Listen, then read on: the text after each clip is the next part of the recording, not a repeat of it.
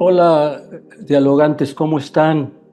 Tengo hoy un invitado otra vez especial, uno de mis más reconocidos profesores que he conocido, que es el maestro Ricardo Aguilar, hoy líder de un movimiento de transformación que se llama, si me equivoco me dices, Ricardo, Sí, gracias. Movimiento Nacional por la Transformación Sindical, que es un Correcto. movimiento que desde mi punto de vista, sobre todo a nuestro público, Ricardo, es sobre todo de profesores. Sí, es correcto. Somos un montón de profesores. No todos somos normalistas ni nada, somos a veces profesores de la educación media y de la universidad, pero somos profesores, tenemos la misma aflicción y las mismas necesidades y apoyamos Correcto. mucho iniciativas como la tuya que tratan de marcar una alternativa entre, digamos, el radicalismo de ya sabes quién, ¿no? Y ya sabemos de quién, y la inercia del pasado que todavía está cristalizada en un sindicato que creo no se ha logrado transformar a la altura de lo que exige la nueva transformación. Bueno, pues cuento con el maestro Ricardo Aguilar. No, no lo presento porque lo voy a hacer por escrito, pero es una persona que tiene una larguísima trayectoria, no solamente como profesor, sino como funcionario público y sobre todo porque siempre ha emprendido trabajos muy interesantes de transformación. Por eso soy amigo de él, ¿va? Entre otras cosas, porque estamos Gracias. juntos en la lucha, nos ha apoyado y ahora en esto mucho más, porque estamos en la misma, eh, ¿cómo se llamaría? En el mismo tape, en la misma cinta, En ¿va? la misma ruta, en la En misma la misma causa. ruta. Bueno, pues vamos a dejarlo hablar y comenzaría con una pregunta. La última vez que platicamos con Ricardo, él estaba fijando la posición del movimiento que él dirige, que él liderea, con respecto a las demandas que había planteado la coordinadora, que consistían, entre otras cosas, si me corriges, fundamentalmente en abrogar la ley del ISSSTE, ¿verdad? Y en tratar de recuperar las AFORES para hacerlas de carácter público. Bueno, más o menos ese era el fondo. Y nos explicó muy bien en ese entonces, Ricardo, los asegúnes de todo eso y que en realidad no se podría en este momento hacer. Nos quedamos en eso y que sin embargo lo que había hecho la 4T, el gobierno de la 4T, es avanzar mucho en el sentido de recuperar buenos salarios para los profesores y un nuevo sistema de jubilación mucho más benéfico para los trabajadores. Y esto fíjate que sí nos duele, Ricardo, porque los que estamos jubilados, como tu servidor, sabemos lo que nos ha costado lograr que nos paguen un poquito más, ¿no? Y ahora sabemos que un profesor se va a jubilar, no sé, de menos con unos 15,000 pesitos, ¿no? Lo cual es increíble, porque si yo te digo, por ejemplo, mi jubilación del ISSSTE es de 8,500 pesos y trabajé 40 años en la universidad por razones de lo que tú quieras.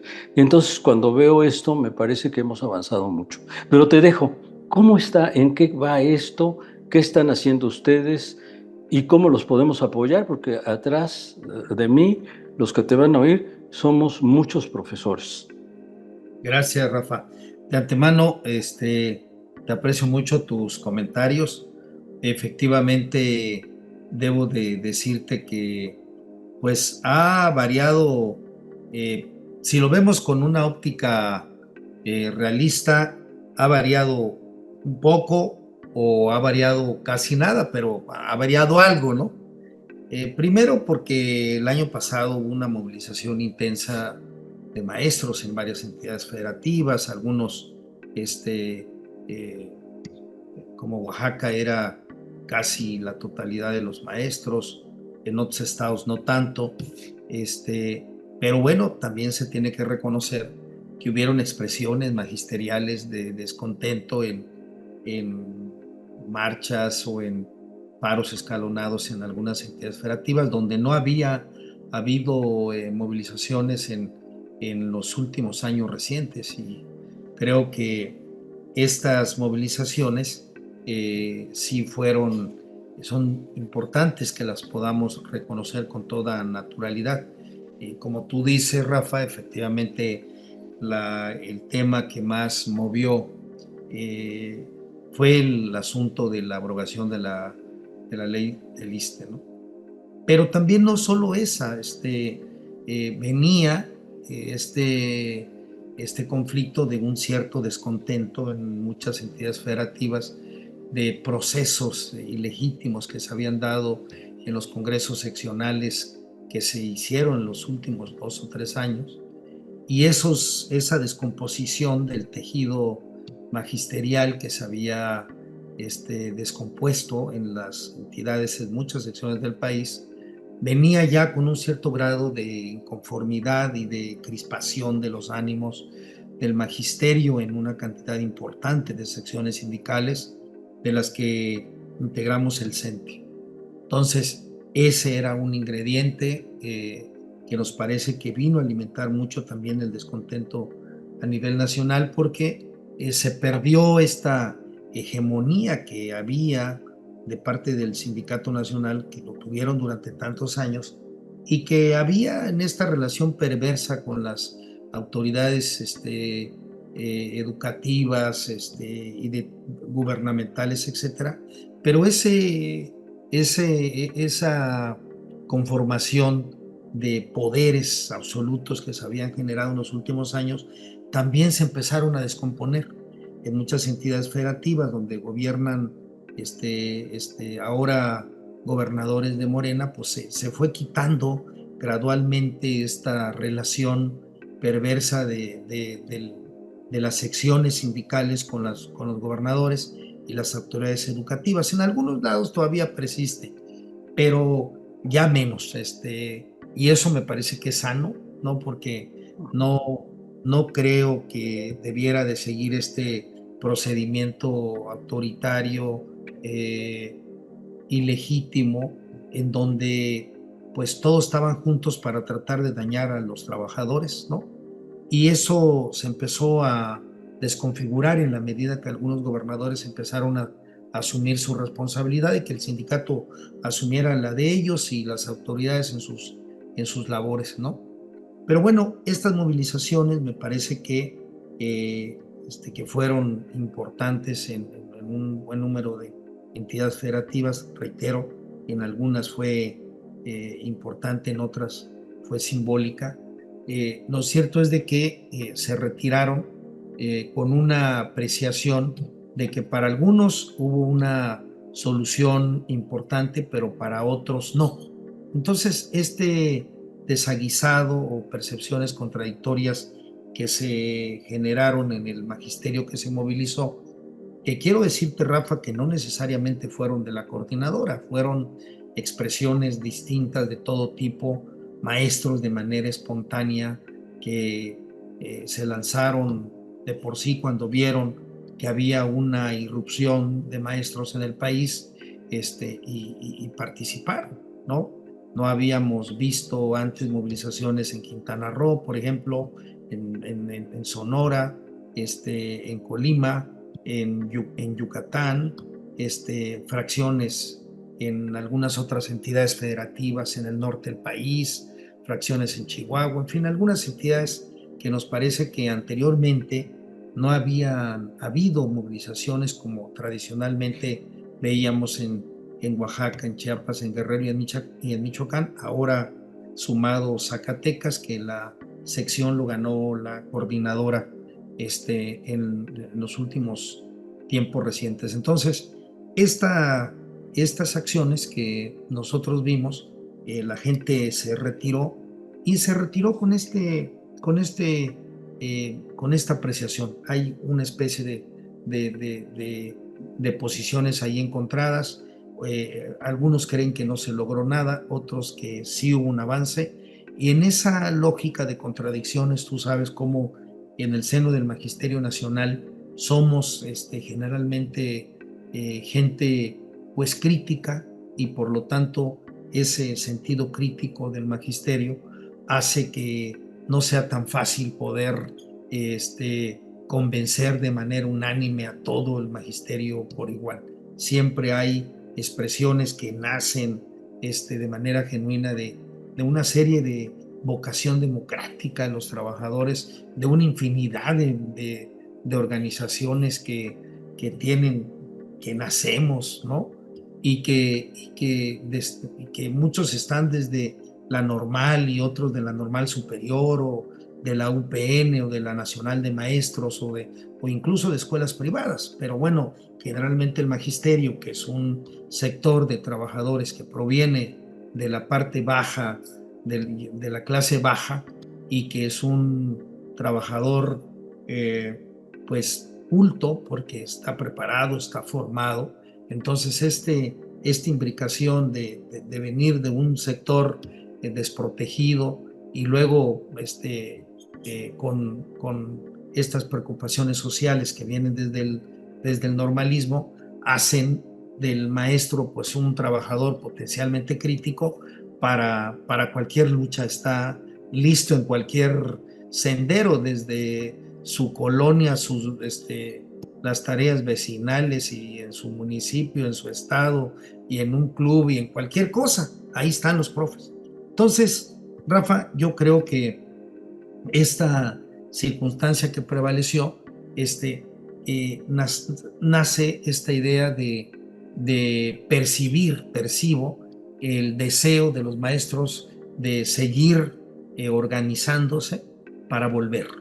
O sea, hay un sector, en principio de los compañeros de la Coordinadora Nacional de Trabajadores de la Educación, que he percibido que han planteado esta tesis de que van a volver. O sea, es un sentimiento que lo han estado impulsando. Ya tuvieron hace pocos días un paro de 24 horas en las entidades federativas. Lo más seguro es que van a ser alguna en breve de 48, alguna de 72. Han estado planteando que el próximo año probablemente podrían tener condiciones de iniciar tal vez de nuevo un paro indefinido. Eso habrá que ver si tienen las condiciones organizativas para poder echarlo a andar. Pero el fondo del asunto me parece que es cómo reconocemos de manera racional y congruente la realidad del tema. Por un lado, partimos de que esta demanda que tú bien dices de jubilación digna para todos es genuina entre los trabajadores de la educación, y la otra es dónde deberíamos de analizar y de profundizar el análisis, dónde cruza con las posibilidades reales de poder conseguirlo en un país que económicamente tal vez no tiene condiciones de poder resolver de fondo este problema, ¿no?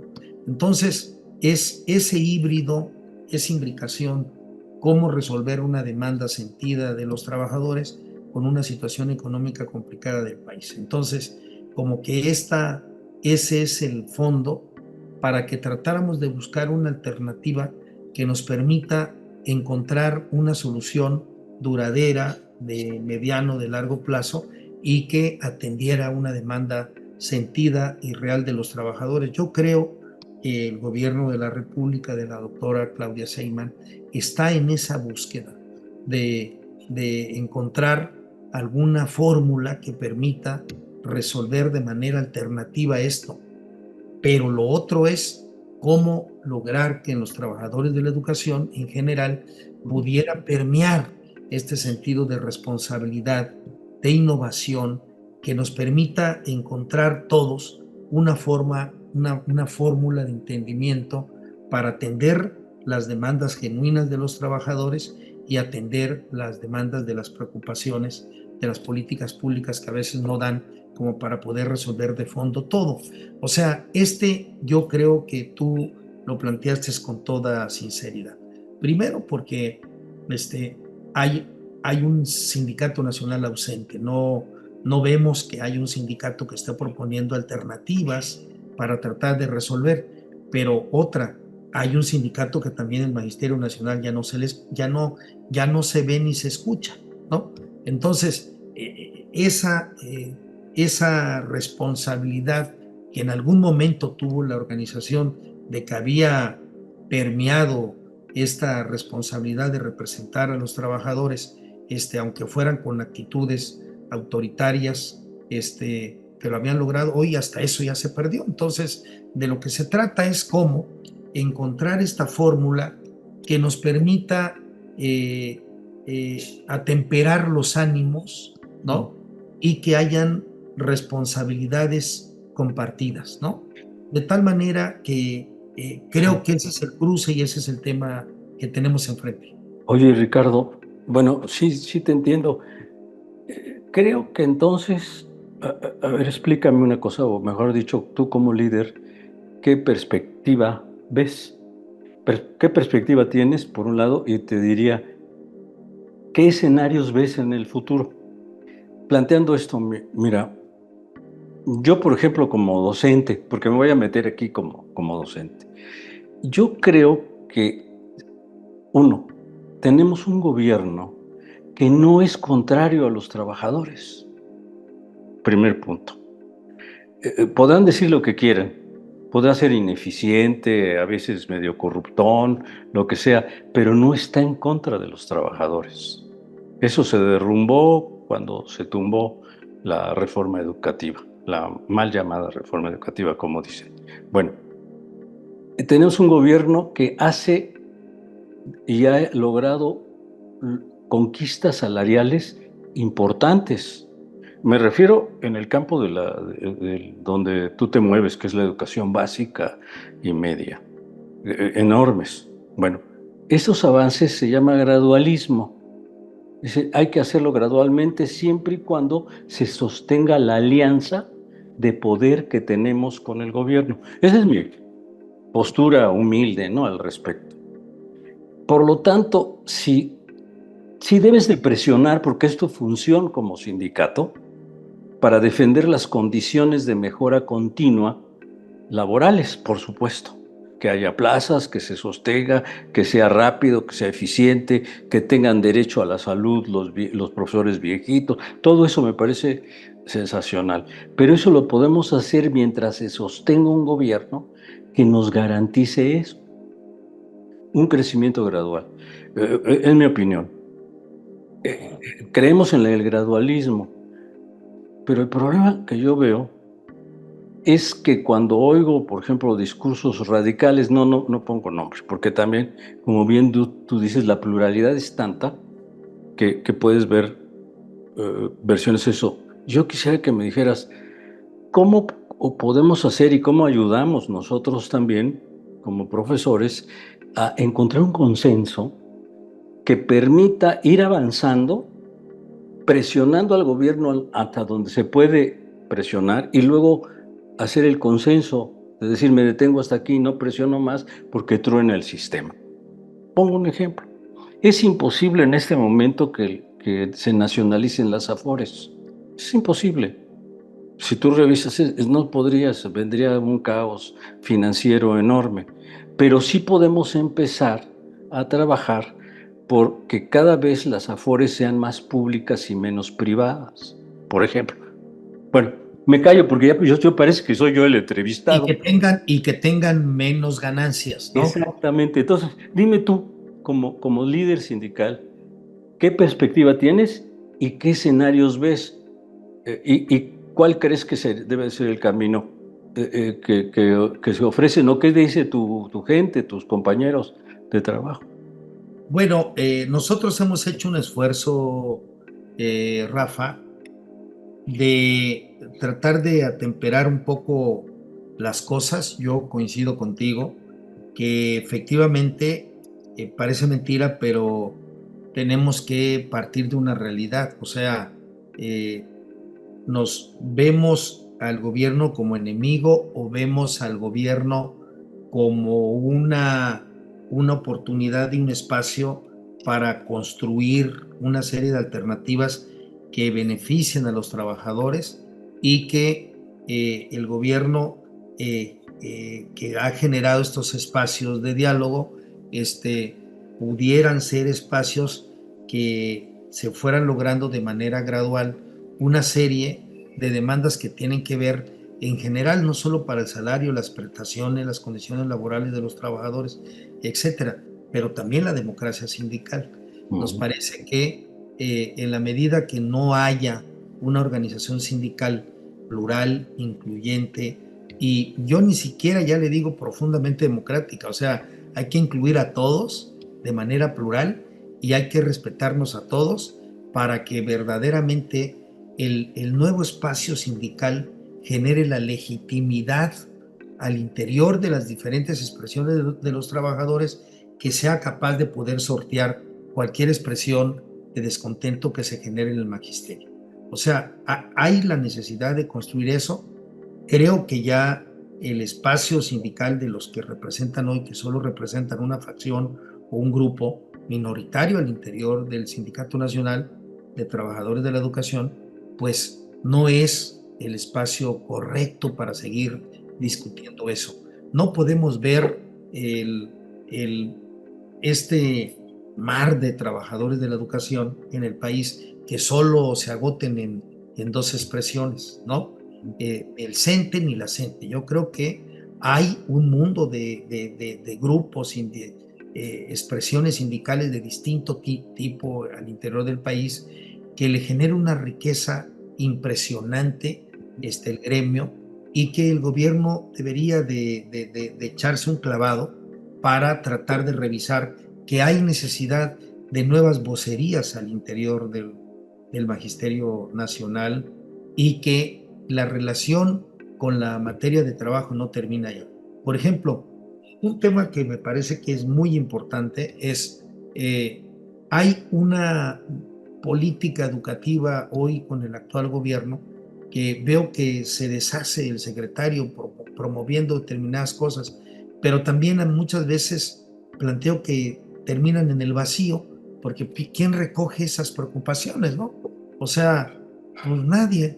O sea, las autoridades educativas, en la medida que pueden, tratan de impulsar una serie de lineamientos educativos en las entidades federativas, y algunos lo echan a andar y otros no, con esta libertad de cátedra que hay, que los mismos lineamientos generales de la política educativa lo generó y que me parecieron correctas. Ahora, pues ya no hay estos cartabones autoritarios como para poder hacerlo o no hacerlo. Entonces, me parece que falta, en ese sentido, ¿cuál es el espacio sindical que debe de generarse en este país para que la representación sindical tuviera nuevas prácticas democráticas, éticas, que al interior del espacio de los trabajadores pudiera fortalecer el espacio educativo? ¿Cómo juntamos las dos cosas? No puedes generar una propuesta de un nuevo sindicato con nuevos valores para tratar de corregir de manera transparente, democrática, participativa, dinámica, incluyente, y generar un nuevo humanismo al interior de la representación sindical, si resulta que en el aula no lo expresas de la misma manera. Entonces, hoy se trata de construir un perfil de docente que tenga estas nuevas preocupaciones, para que desde ahí estuviéramos fortaleciendo esta línea de congruencia política entre lo que desea ahora sí que el nuevo piso de la transformación política que hoy atraviesa México. Entonces, ¿cuáles los nuevos criterios que debería de tener la representación sindical para coadyuvar de a de veras en la construcción de la formación de los nuevos ciudadanos que se están construyendo en el aula? Entonces, si desde ahí no construyes con el sindicato este nuevo paradigma de valores universales que debe de tener el nuevo líder sindical y los nuevos maestros, y que estuviéramos ahí juntando escuela con trabajo sindical, me parece que estamos desaprovechando una extraordinaria oportunidad para que desde la base, desde la escuela y desde el hogar, estemos conformando una nueva manera de hacer, de pensar y de construir la transformación que requiere México. Eso es por un lado. Y por el otro lado, lo que tú proponías, yo sí creo en que el gobierno de la República hizo una serie de planteamientos graduales en la medida de sus posibilidades, ¿no? Dio un aumento salarial que se percibió bien al interior del Magisterio Nacional y dio una serie de medidas para responder a las problemáticas del ISSSTE en la medida de sus posibilidades. Yo supongo que fue insuficiente, pero lo que es necesario es cómo seguir estas mesas tripartitas que se le dicen y agregar otras expresiones de trabajadores para que en ese marco de riqueza de opiniones el gobierno legitimara no una mesa con solo una expresión o con dos, una mesa con más representaciones para que fuera más legítima los alcances de lo que se estuviera planteando y que la riqueza de las voces haga que efectivamente no termine en una mesa de sordos, ¿no? Sí. En donde es que yo planteé esto, pero no me escucha, pero otros tampoco están incluidos en las mesas, sí. Y por lo tanto, siempre vamos a tener opiniones parciales de lo que ocurre ahí, porque me parece que unos están fuera y no están todos los que deberían de estar, ¿no? Ricardo, tenemos 3 minutos para que cerremos. Como ves, no nos va a dar tiempo de hablar del otro tema, pero fue muy claro lo que me dijiste. Tienes 3 minutos, bueno, te voy a dar 2 minutos para que me concluyas. Ya me dijiste las dos perspectivas. Tarea de romano, sin duda, como dirían, y de hilar muy fino por lo que me estás diciendo, porque significa, ¿cómo se llama?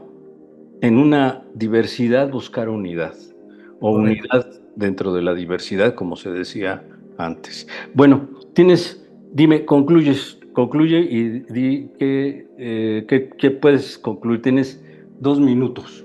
Gracias, Rafa. Mira, nosotros vamos a iniciar el sábado una serie de reuniones regionales. Vamos a estar en Sonora, vamos a estar en Colima, vamos a estar en Yucatán, vamos a estar en Guerrero, aspiramos a estar en otros estados. Ahí vamos a coincidir expresiones, liderazgos de todo tipo, para empezar a discutir estas preocupaciones, Rafa.